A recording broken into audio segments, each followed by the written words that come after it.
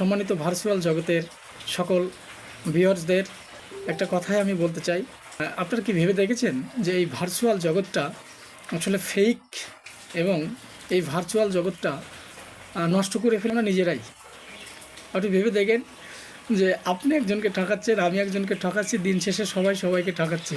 অর্থাৎ যখন আমরা রাতে ঘুমাচ্ছি তখন কিন্তু সে ঠকানোর গ্লানি নিয়ে অশান্তিতেই ঘুমাচ্ছে। অর্থাৎ কী লাভ হইল? এই যে সুন্দর একটা প্ল্যাটফর্ম, আমরা মানুষকে ঠকানোর মধ্য দিয়ে, আমরা মানুষকে ফেক মনোভাবের মধ্য দিয়ে প্রকাশ করতেছি। কেউ নিজেকে আত্মগোপন করতেছি, কেউ নিজেকে ফেক ইনফরমেশন দিচ্ছি। আসলে এই জায়গাটা নোংরা করেছিও কিন্তু আমরা। সো আমার মনে হয় যে শান্তিতে থাকার জন্য বেশি কিছুর প্রয়োজন হয় না।